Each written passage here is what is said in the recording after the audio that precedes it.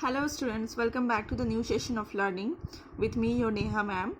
And today we are doing the first chapter, and today we will do the last topic of the first chapter, that is coordination. तो what is coordination?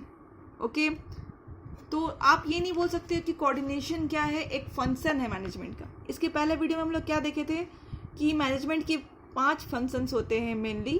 क्या क्या? Planning, organising, staffing, directing and controlling. ठीक है, तो आप ऐसा नहीं बोल सकते हैं कि कोऑर्डिनेशन 6th फंक्शन है. ठीक है, कोऑर्डिनेशन मैनेजमेंट का 6th फंक्शन नहीं है. ठीक है, बल्कि इसको हम लोग क्या बोलेंगे, it is the essence of management. मतलब मैनेजमेंट किस पे डिपेंड है? कोऑर्डिनेशंस में ही डिपेंडेंट है. ठीक है, सारे फंक्शंस को ठीक से काम करने के लिए हमें क्या चाहिए? कोऑर्डिनेशन चाहिए. तो कोऑर्डिनेशन को कैसे डिफाइन किया गया है? Synchronising of efforts from the stand point of time and the sequences of executions. मैं आपको एग्जांपल से समझाती हूँ ये चीज़ कि है क्या कोऑर्डिनेशन. ठीक है, सपोज एक ऑर्गेनाइजेशन है. ठीक है, क्या है? ऑर्गेनाइजेशन है. इनको कॉन्ट्रैक्ट मिला है. किस चीज़ का कॉन्ट्रैक्ट मिला है? 1 लाख पेन बनाने का. पेन की फैक्ट्री है. ठीक है, deals in making manufacturing of pen. तो इनको क्या बनाने का मिला है? पेन बनाने का कॉन्ट्रैक्ट मिला है. किसको मिला है? आपको पता है, इसके पहले भी वीडियो में मैंने एक्सप्लेन किया था कि डिपार्टमेंटलाइजेशन होता है.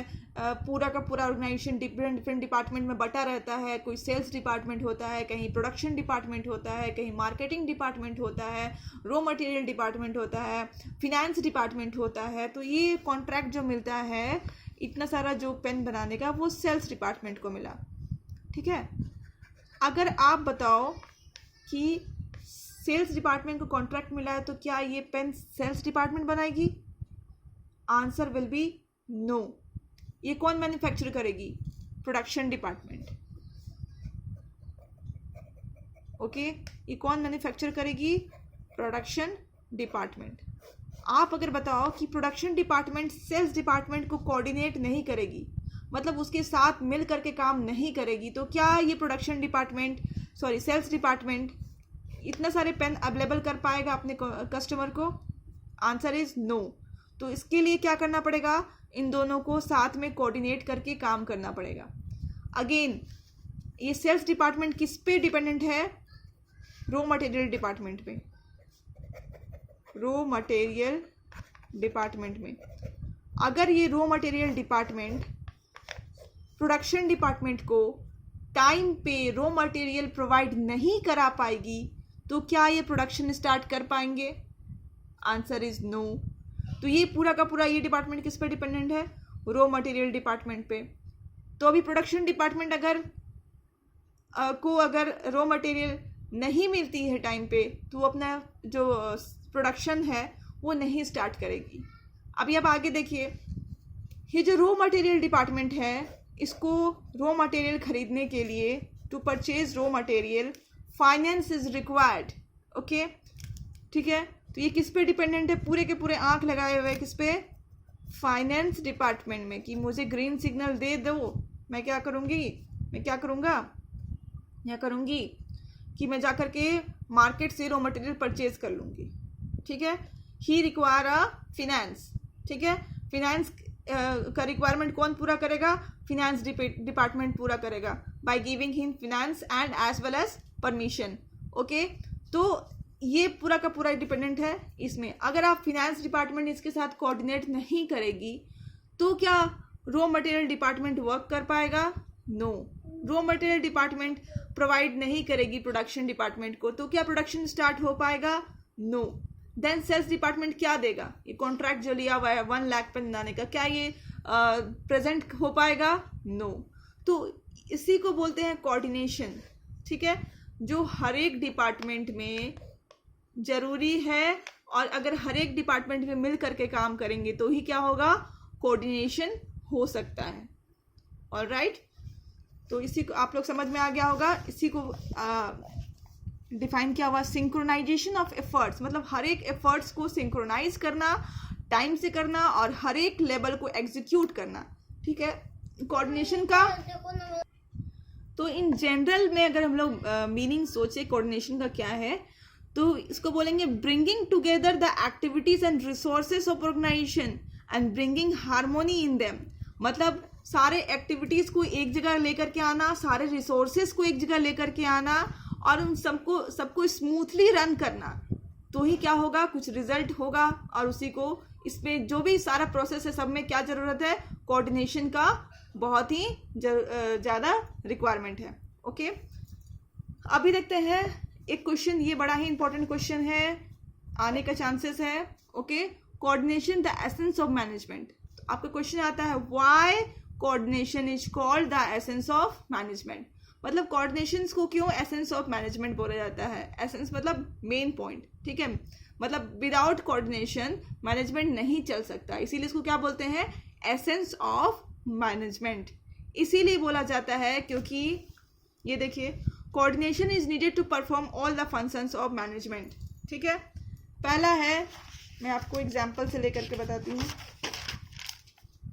आपका जो मैनेजमेंट है वो 3 लेवल्स में डिवाइडेड है, top level, middle level and lower level. Top level क्या करती है, प्लान्स बनाती है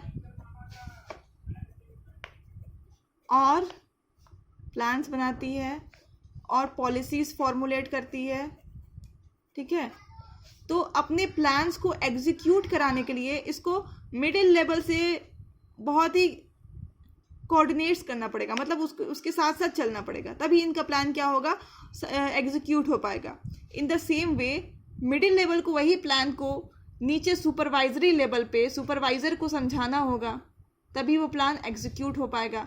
इन द सेम वे ये जो लेबरर्स हैं, ठीक है, लेबर जो यहाँ पे काम करते हैं सुपरवाइजर के नीचे, ये लेबर अपनी बात जो कह रहे हैं ये कौन बताएगा, सुपरवाइजर को बताएंगे, सुपरवाइजर इनको बताएंगे, इनको बताना होगा। मतलब आप देख रहे हैं सारे डिपार्टमेंट में है, या तो आप बोल सकते हो 3 जो लेवल है मैनेजमेंट के, ये तीनों साथ साथ वर्क कर रहे हैं। अगर तीनों में से कोई एक भी कोऑर्डिनेट करने से इनकार कर देता है, मतलब साथ देने से इनकार कर देता है, तो इनका जो गोल होता है वो ठीक से अचीव नहीं हो पाता है। इसीलिए हम लोग इसको क्या बोलते हैं, पहला, coordination is needed to perform all the functions of management, ठीक है। कोऑर्डिनेशन मैनेजमेंट के हर एक लेवल पे रिक्वायर्ड है और हर एक फंक्शन, जो आप फंक्शंस देखे थे, planning, organising, staffing, directing, controlling, सब के लिए रिक्वायर्ड है, ठीक है। कोऑर्डिनेशन, तो देखिए आगे आपका एग्जाम्पल लिख दिया हुआ है, this is the example. Okay, ये देखिए एक व्हील के फॉर्म में बना हुआ है, ठीक है, और व्हील के हर एक फॉर्म में लिखा हुआ है कि planning, organising, staffing, directing, controlling. अब बीच में इस सबको बांधे हुए कौन है, आप देखते हो ना, कार का या तो फिर कहीं का व्हील देखते हो, ठीक है, कोई भी व्हीकल का व्हील देख लो, बीच में उसको कोई बाइंड करके रखा हुआ रहता है, ठीक है। यही इसी को बोलते हैं हम लोग कोऑर्डिनेशन। और ये सारे फंक्शंस तभी प्रॉपरली कर पाएंगे जब उस आपस में कोऑर्डिनेशन होगा।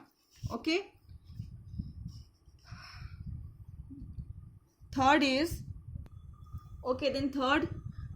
Y coordination is called the essence of management का थर्ड पॉइंट है कि coordination is the most important function of the organisation. Coordination क्या है, ऑर्गेनाइजेशन का बहुत ही इंपॉर्टेंट फंक्शन है। क्यों?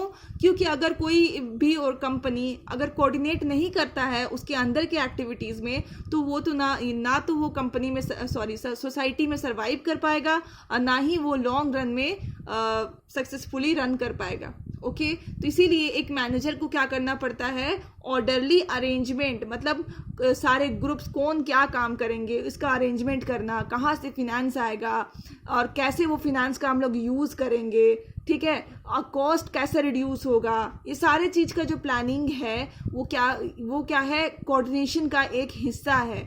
ओके, तो coordination make sure that the planned object are achieve with minimum conflict.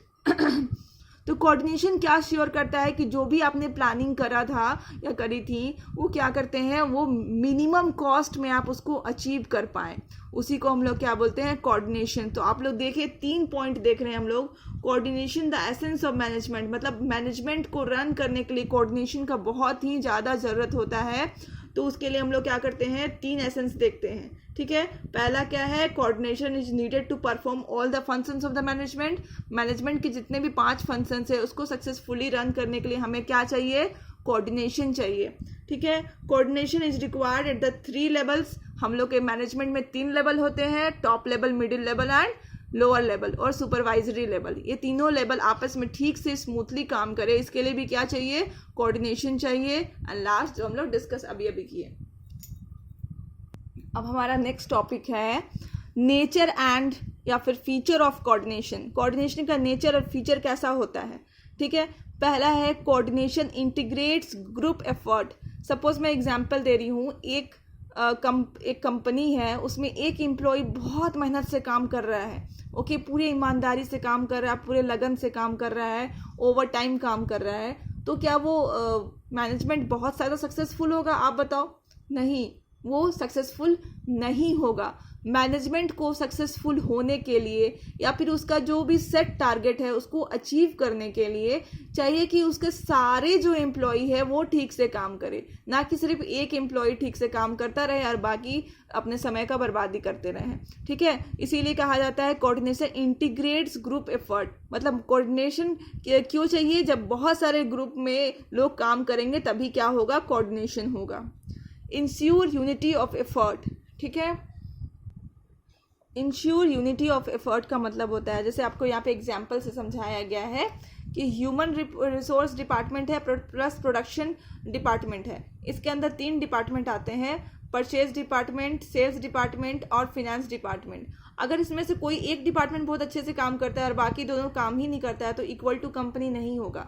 Equal to company होने के लिए तीनों डिपार्टमेंट को प्लस करेंगे तभी, मतलब तीनों डिपार्टमेंट अपना पूरा का पूरा यूनिटी के साथ काम करे, ये भी अपना 100% दे, ये भी अपने कोऑर्डिनेट करे, ठीक है, तो क्या हो जाएगा कंपनी। जैसे आप स्कूल में देखते हो कि फर्स्ट पीरियड अकाउंट्स होता है, अगर फर्स्ट पीरियड जैसे सपोज कोई दूसरा आया बोले कि मुझे भी फर्स्ट पीरियड लेना है और मैं बोलूँ मुझे भी फर्स्ट पीरियड लेना है, तो क्या होगा, हम लोग के बीच में यूनिटी नहीं है, हम लोग काम को ठीक से डिवाइड नहीं कर पा रहे हैं, तो इसको क्या बोलते हैं, यूनिटी नहीं होना। हमारा जो एफर्ट है उसका सही डायरेक्शन में नहीं जा पाएंगे, आप लोग भी कंफ्यूज हो जाओगे, ठीक है। तो जैसे आप लोग का एक रूटीन सेट है तो आपको लोग को पता चल जाता है कि फर्स्ट पीरियड ये होना है, सेकंड ये होना है, ठीक है, इस टाइम पे छुट्टी होनी है, इस टाइम पे स्कूल आना है। दिस इज व्हाट एक यूनिटी ऑफ डायरेक्शन, मतलब आप लोग को सब कुछ डायरेक्शन दे दिया गया कि ऐसे होना है। In the same way company में भी ऐसे ही होता है, ठीक है, कि बहुत सारे डिपार्टमेंट होते हैं, वो सारे यूनिटी के साथ काम करते हैं और वो लोग सिंगल टारगेट को अचीव करते हैं। Continuous process is the next nature.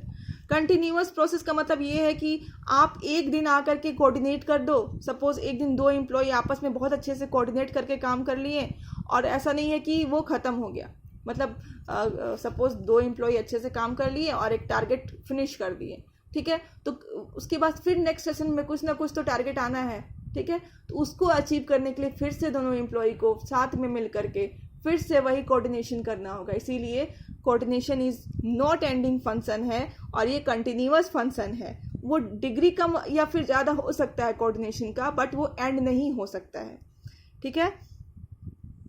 और कोई भी कंपनी को अपना जो फंक्शन है एफिशिएंटली रन करने के लिए कोऑर्डिनेशन चाहिए होता है। विदाउट कोऑर्डिनेशन का कोई भी कंपनी अपने फंक्शन को स्मूथली रन नहीं कर सकती है। So next feature of coordination is a pervasive function.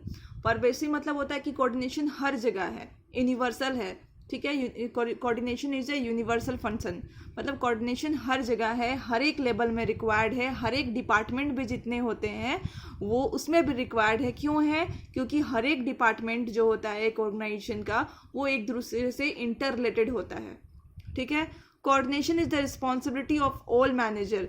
Coordination कोई फंक्शन नहीं है या तो फिर कोई टास्क नहीं है जो कि मैनेजर को परफॉर्म करना है। कोऑर्डिनेशन को में क्या होता है कि हर एक लेवल में एक एक मैनेजर होते हैं और हर एक लेवल में हर एक मैनेजर को कोऑर्डिनेशन का एक्टिविटीज़ कराना पड़ता है। अगर वो नहीं कराएंगे तो जो ओवरऑल प्लान्स और पॉलिसीज जो ऑर्गेनाइजेशन बना रहे हैं वो मिडिल लेवल तक नहीं पहुंचेगा, फिर लोअर लेवल तक नहीं पहुंचेगा और पूरा का पूरा कन्फ्यूजन क्रिएट होगा और wastage of time, energy and resources होगा।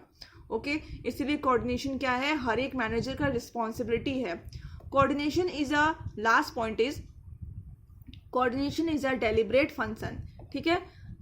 डेलिब्रेट फंक्शन मतलब हर एक जो फंक्शन है, हर एक जो मैनेजर हैं वो क्या करते हैं, कोऑर्डिनेट करना चाहते हैं अपने हर एक एक्टिविटी को। क्यों करना चाहते हैं? ताकि कंफ्यूजन और क्योस मतलब होता है डिसऑर्डर, वो सब क्या हो जाए, क्रिएट ना हो, ठीक है। Without coordination effort of individual can not be united and integrated, ठीक है। कोऑर्डिनेशन नहीं रहेगा तो बहुत सारे लोगों का एफर्ट हम एक नहीं कर पाएंगे, बहुत सारे डिपार्टमेंट जो काम कर रहे हैं उसमें यूनिटी नहीं होगी, इंटीग्रेटिविटी नहीं होगी, ठीक है। और ये सब अगर नहीं होगी तो वो अपने फंक्शंस को अच्छे से परफॉर्म नहीं कर पाएंगे और कंपनी का जो सेट टारगेट है वो उसको अचीव नहीं कर पाएंगे। और सपोज अगर मान लो अचीव कर भी लेते हैं तो उसका कॉस्ट काफ़ी हाई रहेगा और कंपनी को कोई भी फ़ायदा नहीं होगा। ओके, कंपनी को कभी कब फ़ायदा होता है? जब कम रिसोर्सेस में आप अच्छी क्वालिटी का गुड्स प्रोड्यूस करें और कॉस्ट भी मिनिमम रखें। Okay, so our next topic of discussion is importance of coordination या फिर नीड ऑफ कोऑर्डिनेशन, मतलब क्यों कोऑर्डिनेशन होना चाहिए किसी भी ऑर्गेनाइजेशन में। ओके, पहला तो किस में डिपेंड करता है, ठीक है, साइज ऑफ द ऑर्गेनाइजेशन, ठीक है। साइज, मान लो एक छोटा सा ऑर्गेनाइजेशन है, ठीक है, उसमें मात्र 5 लोग काम कर रहे हैं तो वहाँ पे कोऑर्डिनेशन का जो वैल्यू वो थोड़ा कम हो जाता है।